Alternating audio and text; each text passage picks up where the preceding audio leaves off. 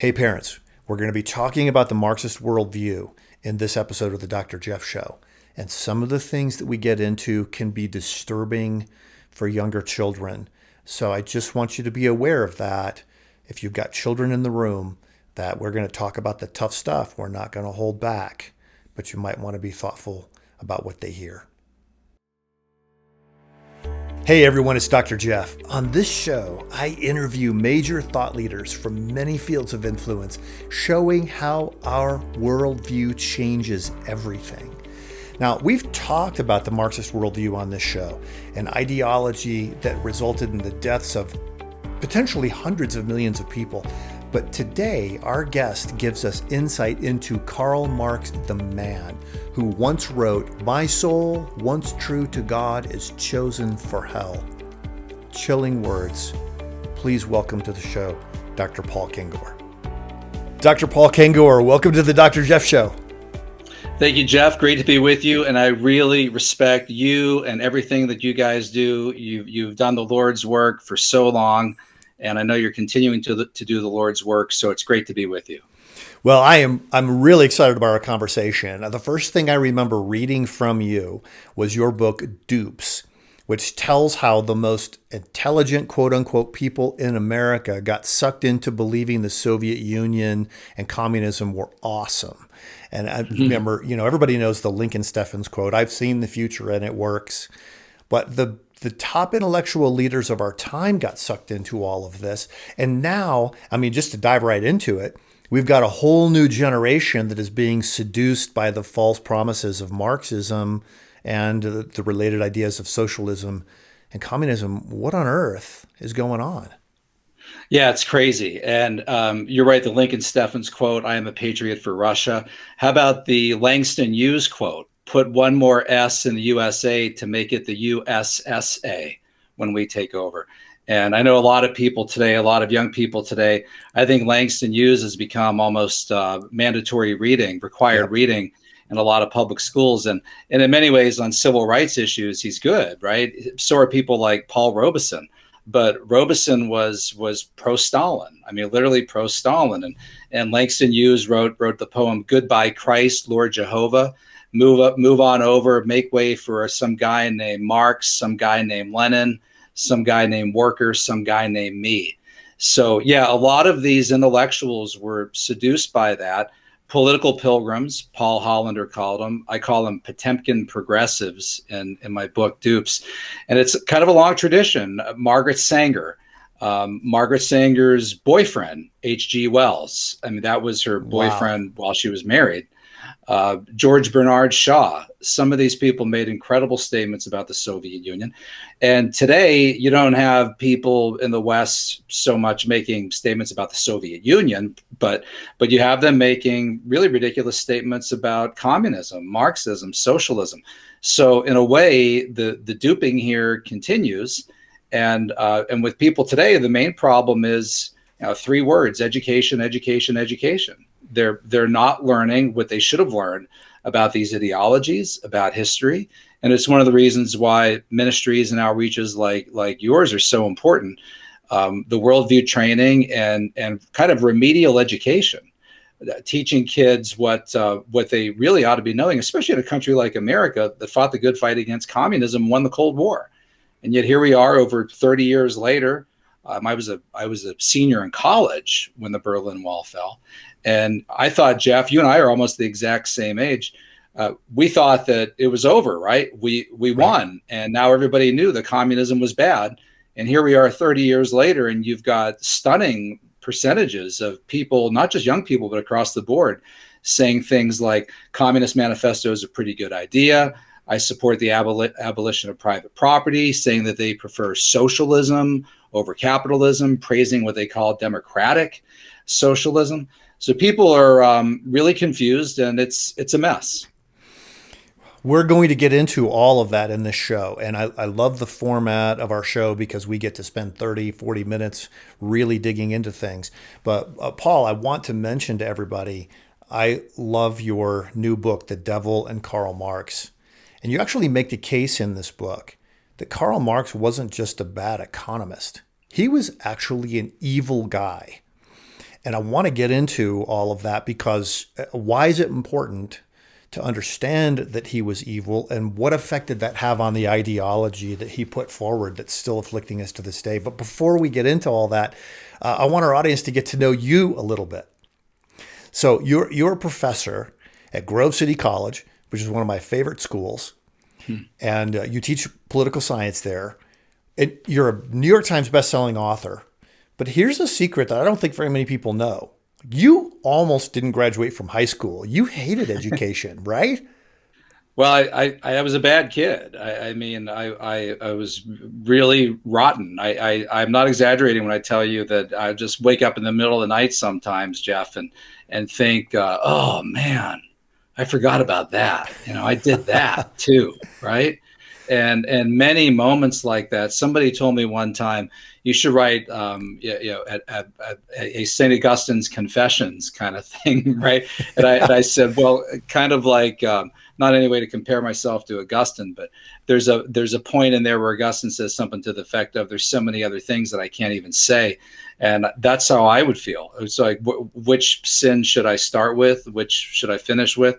And I recently checked I think it was my final semester in high school. I believe I had 5 D's and a C or wow. something like that.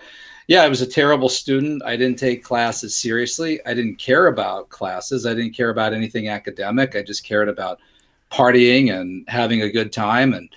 And it really changed, Jeff, when it kind of sort of knockdown, drag out with my dad in the kitchen, where he, instead of us yelling at each other, he got tears in his eyes and got choked up and told me that he just wanted me to have the opportunity that he never had, which is why he was working so hard. He just wanted me to go to college.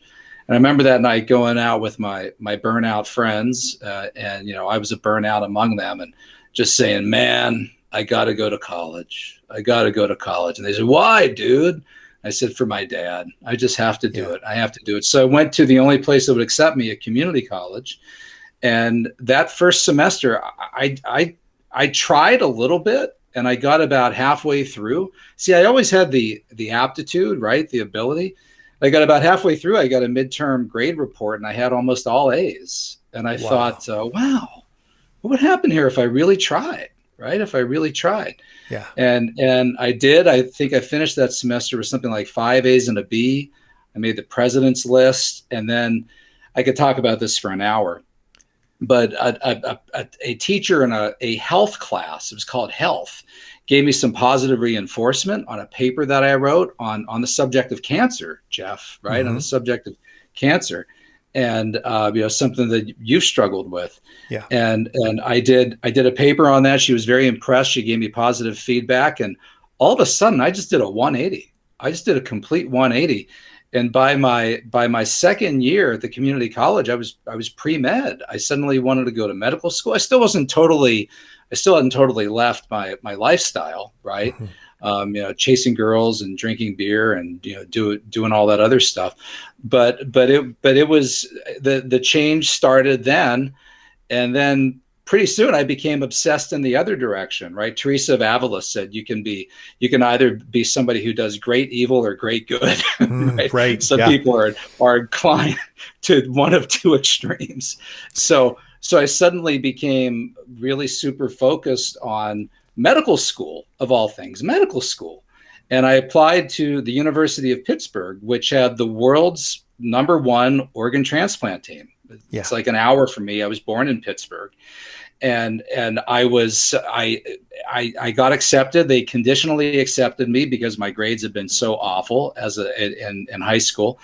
I had to earn 21 credits, College of General Studies, 2.5 grade point average, something like that, which I did. And also I got there the first week I got there. So Jeff, I'm taking courses like physics and calculus for the first time in my life, wow, which made it even more difficult. And I went to the student union, to the employment board, and it listed all these different campus jobs. In those days, none of this was online. This would have been 86, 87. Yeah. And I looked up there and it said job with Children's Hospital, Presbyterian University Hospital, Fall Clinic, organ transplant team, transporting organs. This was in June. I started in the summertime. And I looked at that and I thought, oh man, I got to apply for that. Yeah. I have to apply for that. But if I get a job like that, I mean, there's no way I'll make it through this program because I've never had any of these courses before. I applied, I got called, I got an interview, I got the job right away. And I worked for Dr. Thomas Starzl, who's the transplant pioneer. And we did 80-90% of the world's organ transplants at the University of Pittsburgh. We trained the world's surgeons in organ transplantation. So I did that for the next 3 or 4 years, and suddenly I was Mr. Academic, Mr. Serious.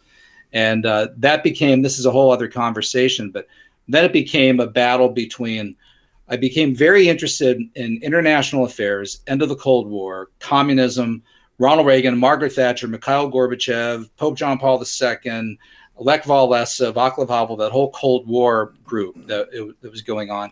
Yeah, started writing for my I got to ask newspaper. you a question. I got to ask you a question about that, Paul. That's a major switch to flip. It is to go from pre-med interest in organ transplant to international. Was there something in the news that happened, or what exactly turned your attention in that direction? Well, that's a great question. So the 1988 presidential election, but most important, there was the collapse of communism, which relates to this whole conversation we're having now. 88, 89, 90. And the international events, right, were just all around us, dominating the news. I became very interested in it. I had conversations with people on campus, and I had arguments with these people who I didn't know what a liberal or conservative was yet at that point, but they were liberals, basically.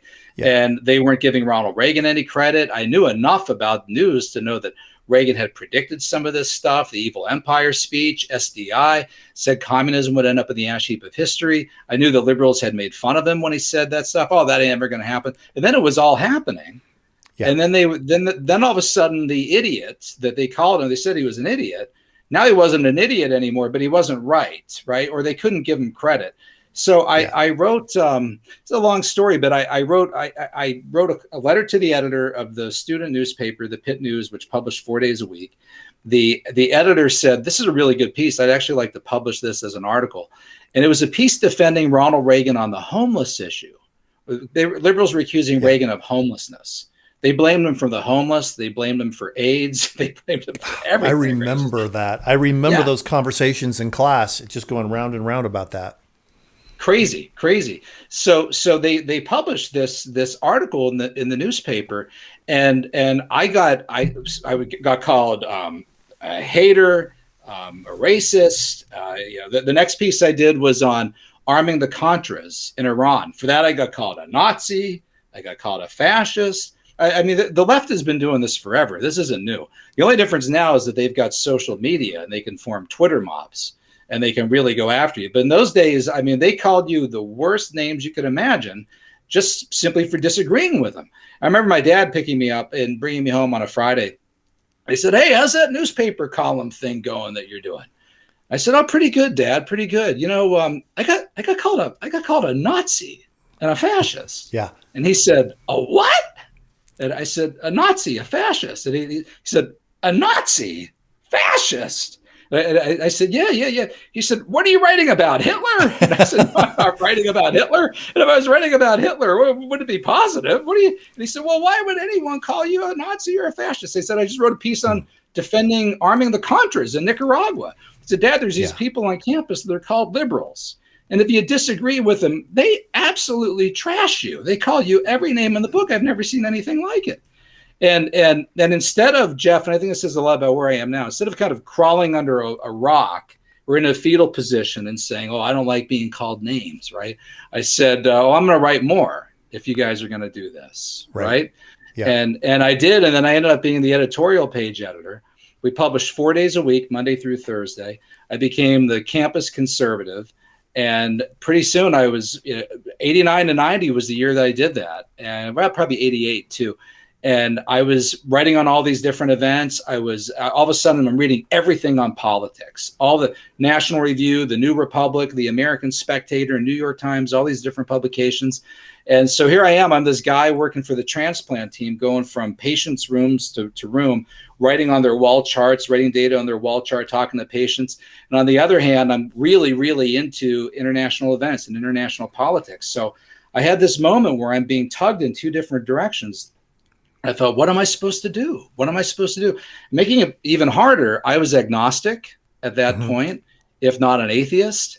But it's funny, I would find myself walking into glorious St. Paul's Cathedral in the Oakland section of Pittsburgh Yeah. on my way home to my apartment on North Craig Street, and stopping in this church and just, trying to pray and saying, if you're really there, if you really exist, right, tell me, what do you want me to do? Yeah. What do you want me to do with my life? What do you want me to do?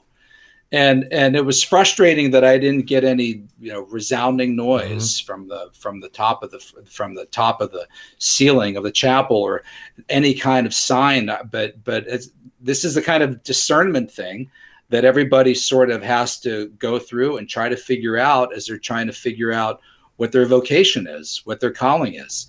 So ultimately, I decided not to go to medical school, a number of different reasons for that, and instead go into graduate work. I went to American University in Washington, the School of International Service, Yes. got my master's degree, worked for a number of think tanks, Center for Strategic and International Studies, started publishing articles, started writing for publications. And that took me on the path to where I ended up. There's so much to this story, but there's a point that's coming through that helps me so much with the young adults that I have the privilege of working with. And that is that you doubled down. Once you got used to the fact that you're going to be called names, and you realize, right, my opponents have like a 4 or 5 word vocabulary, and that is it. And if I can handle that, then I can be strong.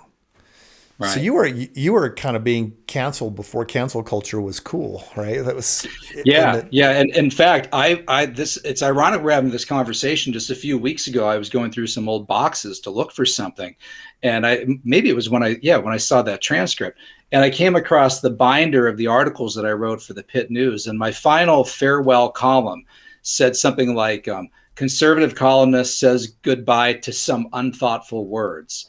And it was all the words that you could get called if you disagree with liberals: fascist, Nazi, hater, racist, homophobe. Homophobe was one of them. And so, yeah, they were doing that back then. And my response to it was, look, stand for the truth, try to be kind and decent and charitable to people. That's always been my motto. Try to be funny. One of my good friends, Bob Terrell, the founder of the American Spectator, I'm a senior editor there. By the way, I write columns for American Spectator. So if you want my regular columns, I have a weekly column there. But Terrell has excelled at this, kind of being funny in your writing, right? Try to be winsome. Try to be, don't attack people. I mean, you can go after the president, right, or somebody like that, right? But if it's somebody who's not a really public figure, don't trash people, don't vilify people. Go after ideas, right? Yes. And even with like Karl Marx, right? I try to attack Marx's ideas rather than Marx the person. Though at the same time, I do highlight the really bad things about Marx as a person that I think reflect his ideas, and things about Marx that we should know. I mean, people like Patrisse Cullors, the founder of Black Lives Matter, yep, she needs to know what a racist Marx was. I mean, there's some ugly, ugly, ugly, ugly stuff the man said about black people. Yeah. So, but my approach has been to try to be charitable, try to be good to people, try to be kind, try to be funny if I can, but don't back down. Be not afraid. Right. And listen, this is for young people to understand too. No matter what position you take, all right, you're going to anger somebody. Yeah, all right? Now, I found with a lot of people that kind of end up on the left, it's because I think they go over to the other side because the left is more vicious than conservatives. They are. And I know there are exceptions to this, but your typical Christian conservative, all right, I've read the emails. You could look at the letters, the 4-letter words. And I know there's exceptions to this, but the people on the left are really brutal. They're really brutal. They won't even go to you and ask you in the spirit of Matthew, right? Hey, could you explain this first? I think I'm having problems with something you're saying. I mean, they'll go straight to the press. They'll go straight to Twitter. They'll go straight to a petition to the president of the college. They can be really nasty if they disagree with you. So for young people listening, though, you're gonna get opposition either way. So you might as well stand for what you believe, what hopefully is the truth, And as Christians, what we believe is the truth according to the Christian gospel. Yeah, man. That's such a good word. I think there are so many young adults that we work with who just feel this sense of fear. It's the shame and guilt culture. They feel ashamed of what they believe at sort of a deep psychological level. And so they aren't prepared to stand for truth because they might get called names. Right. But the point you're making is you're going to get called names just by believing what you believe. So believe it with conviction, believe it with compassion, and have a good sense of humor about it. Well, that's right. Have fun with it. And also, too, look at any given time, just in the news, who's being vilified, who's being attacked. It really happens to everybody sooner or later.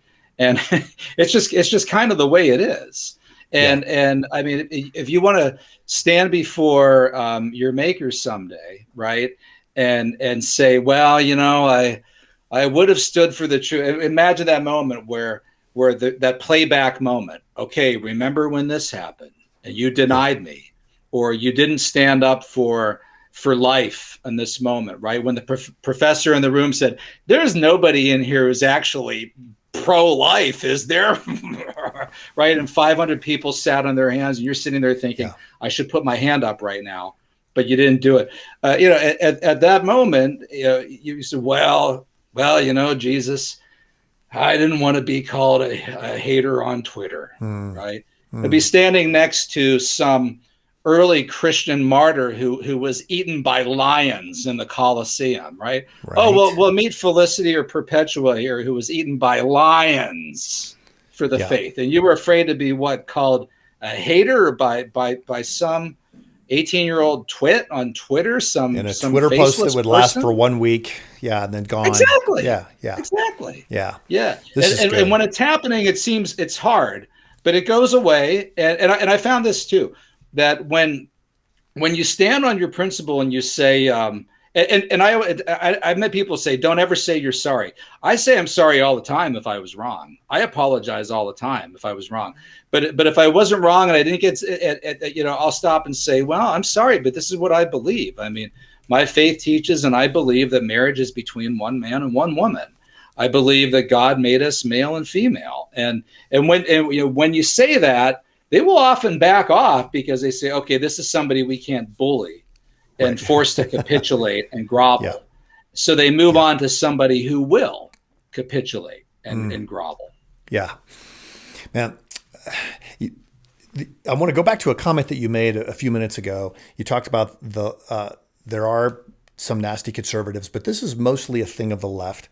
I remember reading Victor Sebastian's book on Lenin, and he talked about this. He said Lenin sort of mastered the art of public shaming and name calling, and that it has become part of the leftist viewpoint from that point on.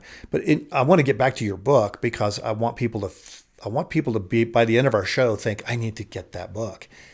In Devil and Karl Marx, you talked about the nastiness of this guy, and I'd like for you to just go over that a little bit, because I think people need to understand that this was not a man who was this wonderful champion of the underprivileged and so forth. Right.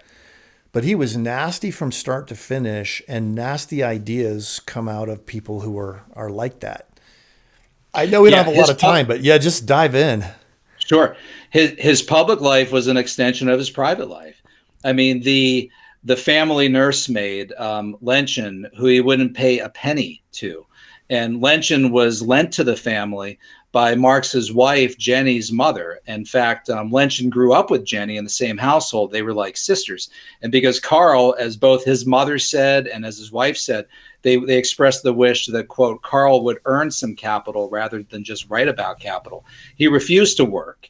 I mean, what he was looking for was a state that would take care of him all the time, right? He refused to work. The only way that he got along was by sucking money from Engels and Yeah. Engels' father's inheritance. Marx got as much money as he could from his own parents. And then once his father died, he went to visit his mom. And the only thing he could get from her that he bragged to his wife, Jenny, was at least he got the old lady to rip up some IOUs, right? But Lenchen was lent to the family, and Marx refused to pay her a penny. And in fact, Marx got her pregnant behind Marx's wife's back. And then when that child was born, Marx refused to accept paternity, to acknowledge that the kid was his, and of course refused to ever pay a penny of child support. So, this sort of champion of the working class. And what I'm describing here, Jeff, is so well, and the different books that Summit Ministries has done, David Noble's books and so forth. I mean, these Marxists, all of these Marxist leaders, it's hard to find an exception to this. They are Mansion Marxists. They are champagne socialists. They are limousine leftists.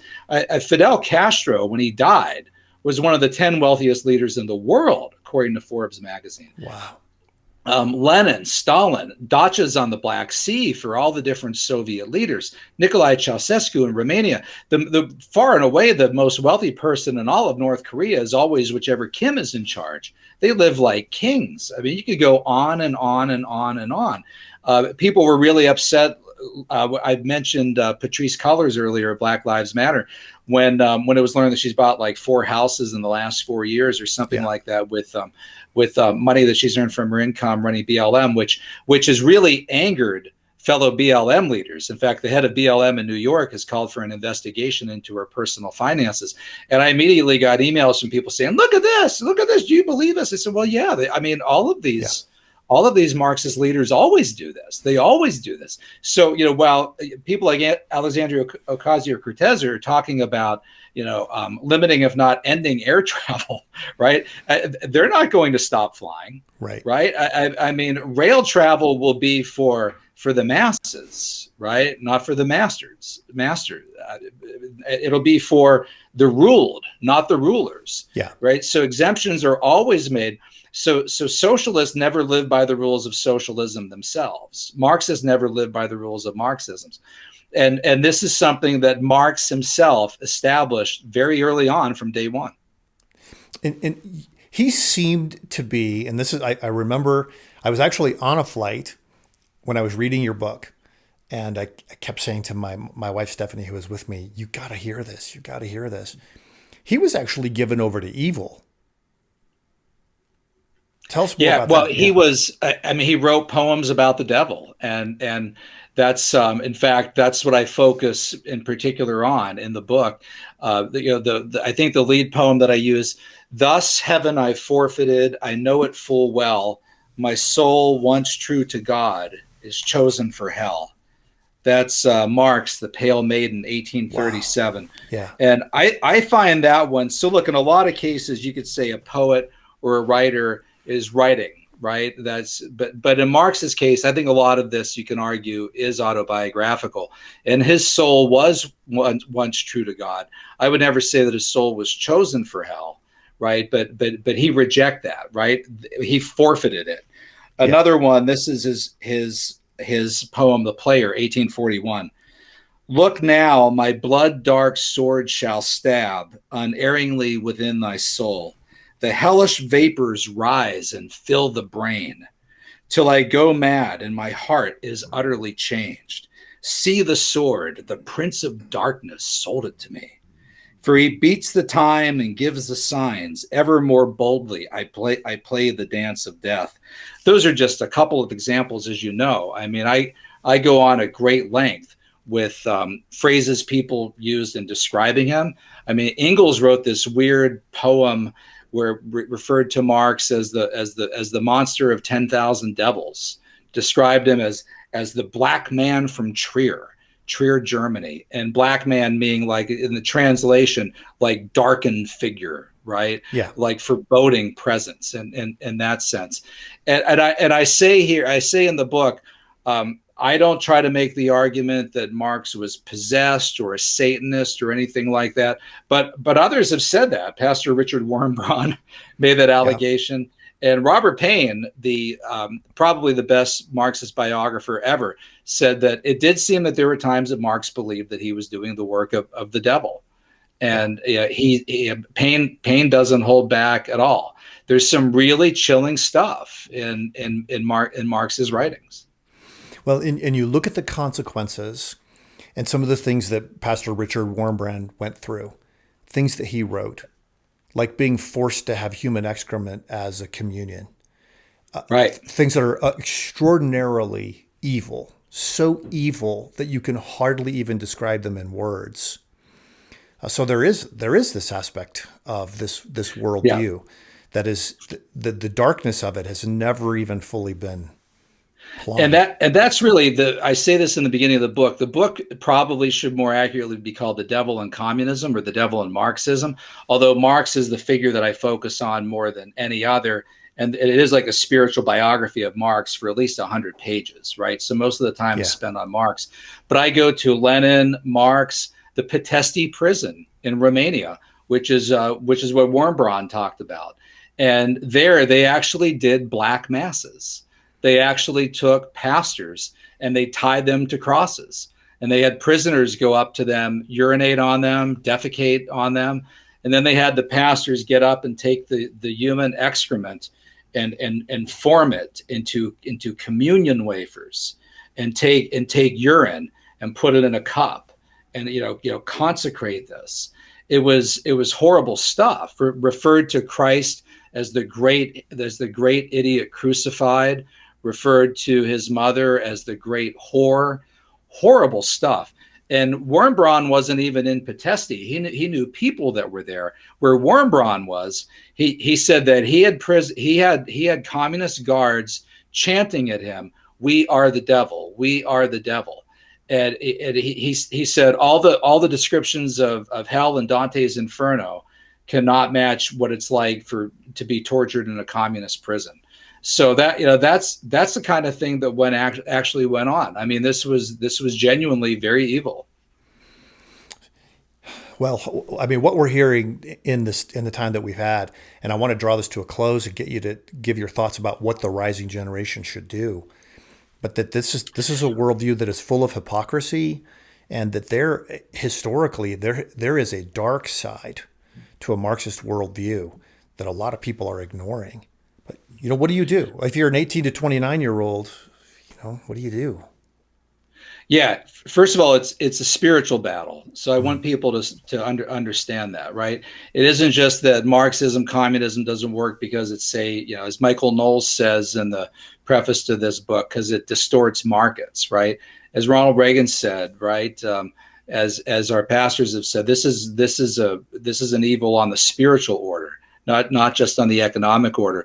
I quote Karl Marx. People said that he was asked, did Marx have a favorite quote, a favorite line?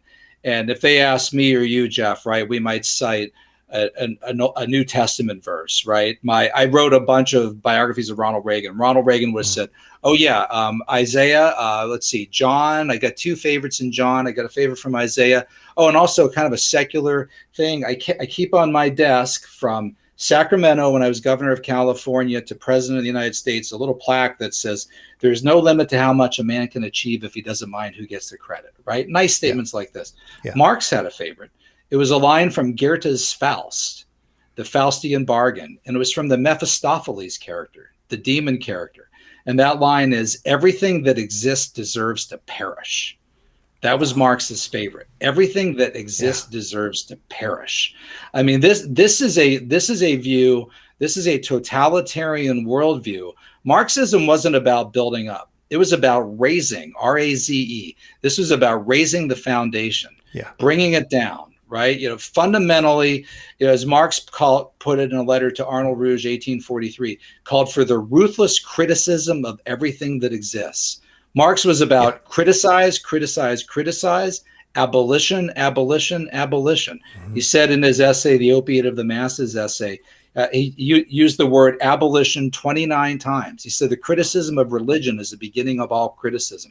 So I want people to understand that this isn't just an economic theory that we're talking about. If you think Marxism is about, as some young people have told people in surveys, sharing, being kind to one another, spreading the wealth, you don't understand Marxism. Read the Communist Manifesto, read some of these other books.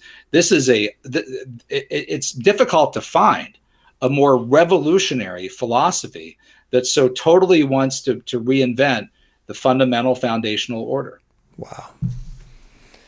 Man, this has been a wake-up call. Thank you, Paul. I really appreciate your time. The book is The Devil and Karl Marx, and there are other books that Dr. Kengor has written on this topic. Man, thank you. Thank you for your investment of time, and thanks for bringing the truth to light here. Well, thanks, Jeff, and thanks for everybody in your ministry, and I pray for all the kids that attend this summer and here on out. And if you guys pray for me too, I need it. Yeah, we will. I mean, I can see that you're in the battle. You're right in there. Okay. Yeah, amen. All right, our hearts, our thoughts, our prayers are with you. Thanks, brother. Thank you, sir. Thank you for joining us today on the Dr. Jeff Show, and a special thank you to my friend, Dr. Paul Kengor. You can pick up his book, The Devil and Karl Marx. Subtitle is Communism's Long March of Death, Deception, and Infiltration, wherever books are sold. Hi, everyone. I'm Ryan Dobson from the Rebel Parenting Podcast. When my parents, Jim and Shirley Dobson, sent me to the Summit Ministries Worldview Conference when I was 17, we had no idea the impact it would have on my life.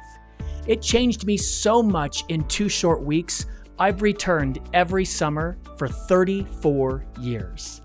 This summer, your student can attend an in-person conference. That's right, in person.